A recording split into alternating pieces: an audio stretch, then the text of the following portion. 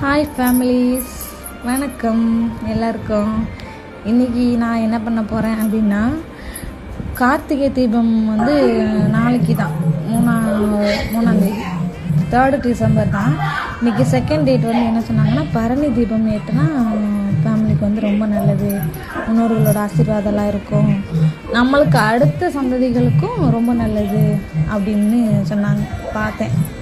வீடியோவுக்கு பார்த்தேன், எல்லோரும் சொன்னாங்களா, அதனால் தீபம் ஏற்றலான்னு சொல்லிட்டு அஞ்சு தீபம் ஏற்றணும்னு சொன்னாங்க. 5 தீபம் இல்லை, நாளைக்கு தான் வாங்கணும். அதனால ஒரே ஒரு பெரிய தீபமாக எடுத்து அதில் 5 திரி போட்டு வீட்டு வாசலில் விளக்கேற்றலான்னு சொல்லிட்டு தீபத்தெல்லாம் ரெடி பண்ணி முன்னாடியே வச்சுட்டு தீபம் ஏற்றினேன்.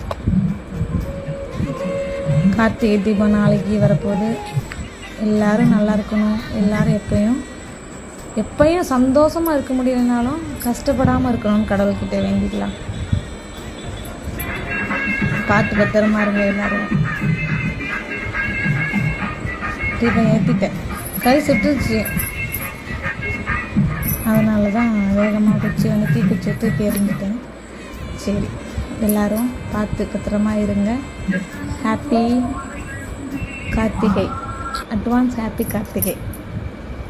தீபம்லாம் பார்த்து ஏற்றுங்க, கையில் சுட்டுக்காதீங்க.